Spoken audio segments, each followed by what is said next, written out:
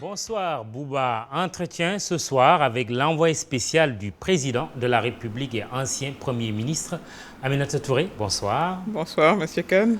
Pour le régime auquel vous appartenez, tout va pour le mieux dans le meilleur des Sénégal possibles. Votre vision n'est-elle pas trop candide, voire décalée de la réalité?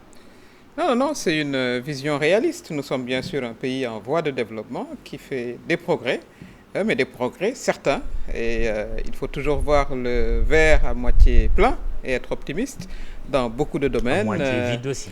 Oui, mais on préfère le voir à moitié plein. Il est même plus de la moitié, puisqu'il y a des progrès importants qui sont faits dans différents domaines, que ce soit sur le plan économique, un taux de croissance de 6,7%, c'est quand même un excellent taux. Nous avons aujourd'hui de grands progrès qui sont faits dans le domaine de l'énergie. Monsieur le Président de la République inauguré hier à Malicounda une centrale. Parmi d'autres, il revenait de Bokal, une centrale solaire, donc de l'énergie propre.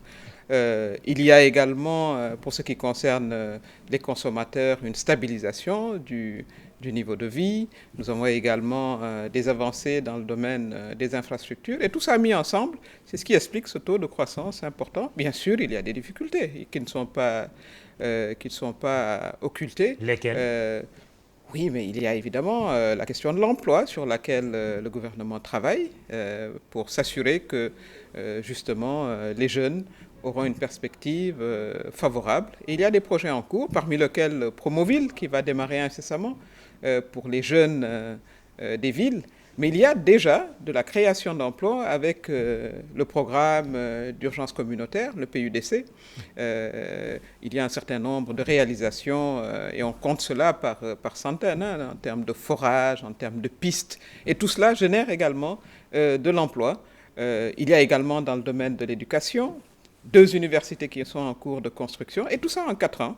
Donc je pense que la tendance, elle est largement favorable et les Sénégalais également l'ont reconnu lors de différentes consultations. Ce n'est pas pour dire qu'il n'y a pas d'autres défis. Bien sûr, tant qu'on est un pays en développement, les défis seront là. Mais le plus important, c'est de voir qu'on est dans une lancée, dans une rampe de progrès. Et cela est reconnu par les institutions internationales qui sont non partisans. 2 centrales solaires, cela veut dire plus d'électricité pour les foyers, mais on s'attend à une baisse du prix de l'électricité. Conséquence logique, puisque le coût de production a baissé. Mais qu'est-ce que vous attendez pour le faire? C'est dans le futur. Il faut comprendre que l'électricité n'a pas augmenté depuis 4 ans. C'est unique dans l'histoire du Sénégal. Donc ça, il faut l'accepter. Elle n'a pas baissé non plus. Oui, mais c'est déjà la maintenance. La déflation, c'est des situations exceptionnelles, mais au moins la stabilité pendant 4 ans, parce qu'il nous arrivait d'avoir des hausses de prix 2 fois par an. Alors que quand même, le prix du baril de pétrole a beaucoup baissé. Aujourd'hui, il y a le solaire qui apporte en plus. Coût de production donc en baisse, donc baisse du prix aussi. C'est ce que le président de la République a d'ailleurs annoncé. Mais laissons ce programme de souveraineté énergétique que nous sommes en train d'avoir, c'est comme ça que je voudrais l'appeler, qu'on puisse compter sur notre propre production énergétique. Et ça, c'est un programme qui, quand même, révolutionne un peu, parce que sans électricité, sans énergie, vous ne pouvez rien faire. Et depuis qu'on est indépendant, nous étions tributaires du pétrole pour produire de l'électricité. Et là, il y a une approche qui s'intègre d'ailleurs dans disons, les grandes questions environnementales. Le président de la République se rendra à la COP22 et la question de l'énergie solaire est une des grandes questions parce que c'est une énergie propre, même si elle est encore pas si bon marché que cela. Mais c'est dans le mix énergétique ensemble que justement nous allons acquérir notre souveraineté énergétique. Justement, et ça, c'est fondamental. Cette option d'énergie solaire, est-ce que c'est une vision propre à votre régime, au président Macky Sall, ou plutôt importée? Parce qu'il y a aujourd'hui la défense de l'environnement, la COP22, comme vous en avez parlé tout à l'heure. Oui, mais c'est son option, c'est l'option du président de la République, Macky Sall, dès le départ. Rappelez-vous que dès 2012, il y a eu une stratégie de développement de ce qu'on a appelé le mix énergétique, c'est-à-dire avoir les énergies traditionnelles, les énergies vertes, et tous ensemble, comme je l'ai dit, pour acquérir une certaine souveraineté en termes d'énergie. Et tout cela s'inscrit dans le cadre des accords internationaux. Monsieur le Président de la République était à la COP 21 il y a 2 ans et cette année à la COP 22. Nous sommes dans un monde aujourd'hui interconnecté et il est heureux que justement l'approche du président de la République s'inscrive dans la dynamique globale. Le soleil brille pour tout le monde, dit-il, mais quand il brille, il peut éblouir aussi et nous empêcher de voir d'autres réalités. La pauvreté est toujours une réalité au Sénégal, Madame le Premier ministre. Le soleil ne brille pas pour tout le monde. Mais il y a des progrès à faire, ça c'est certain. Malgré les bourses de sécurité familiale, la CMU, la pauvreté est toujours présente. Et il faut saluer cela d'ailleurs, ces programmes sociaux importants. 300 000 familles qui touchent une bourse venant de l'État, c'est également quelque chose de très révolutionnaire, disons progressiste pour les modérés. 300 000 familles, si vous comptez qu'il y a en moyenne 5 personnes dans une famille sénégalaise, ça touche quand même un nombre important de nos compatriotes qui sont dans des situations de vulnérabilité. Le développement, M. Kane, il faut le comprendre comme une succession de progrès pour arriver à l'émergence. C'est ça le concept du terme de l'émergence. Et évidemment, il faut, et c'est ce que le président de la République fait, rester attentif aux besoins de nos concitoyens, et il le fait très bien, en fournissant de l'électricité à tout le monde. C'était un privilège des urbains, l'électricité.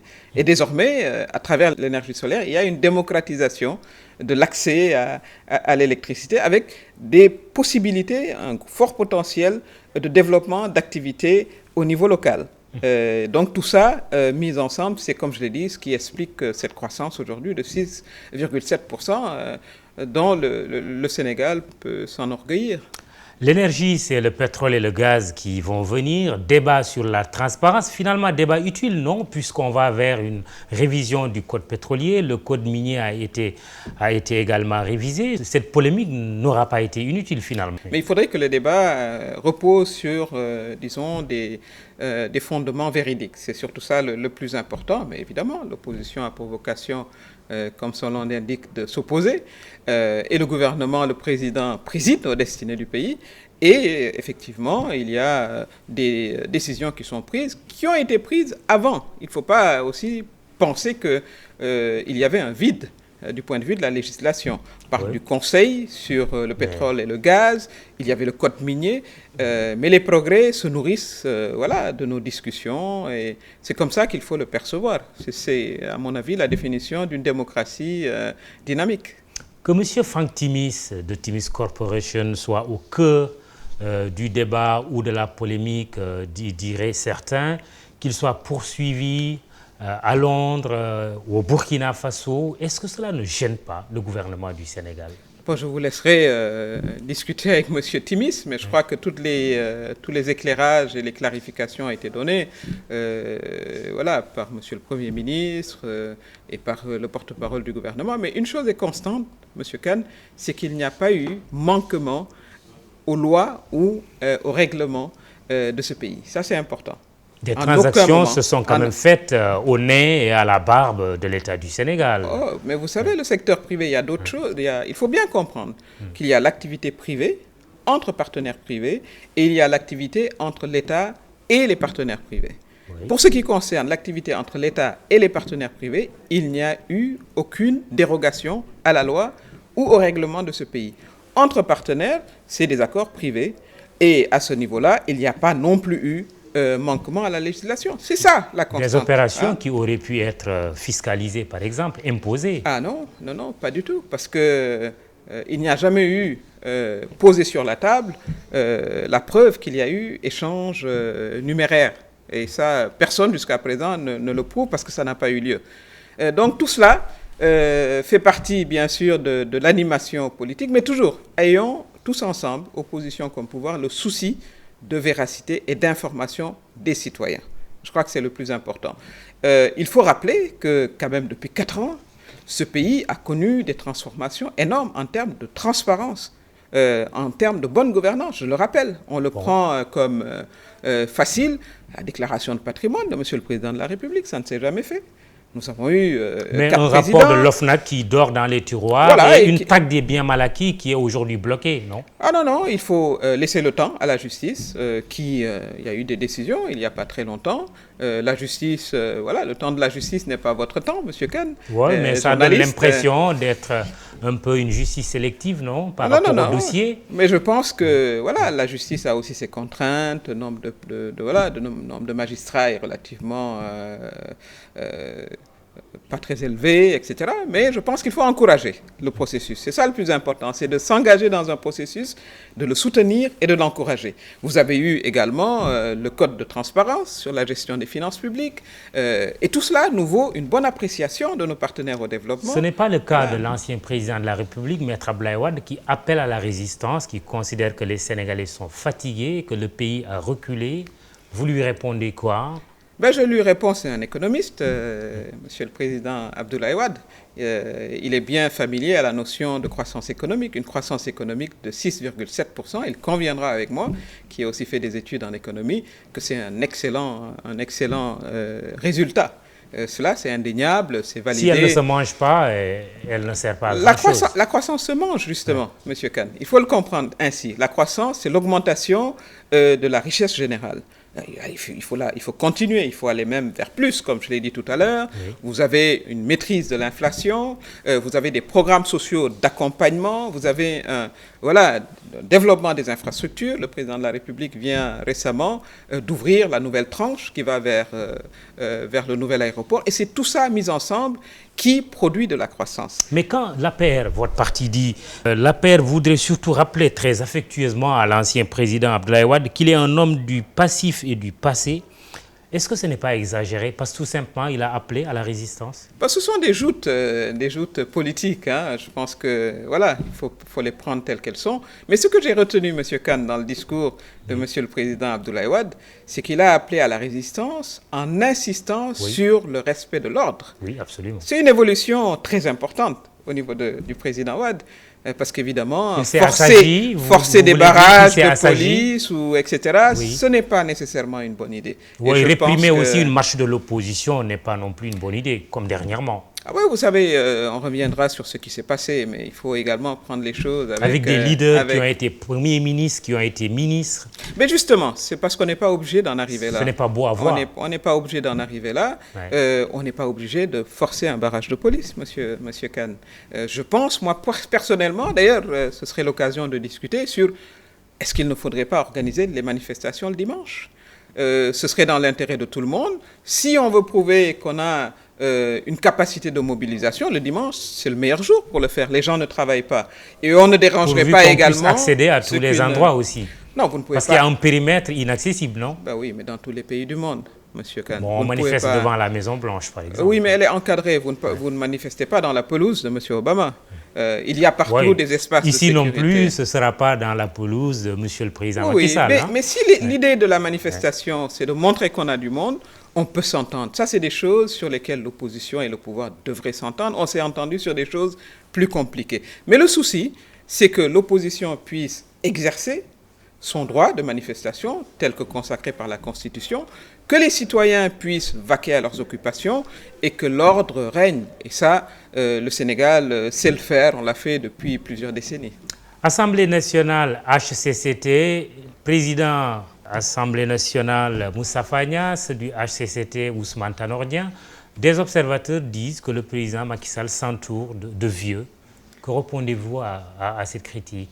Nous sommes aussi ses compagnons. Nous ne sommes pas jeunes, mais je pense que c'est également une gouvernance intergénérationnelle. C'est comme ça qu'il faut le voir.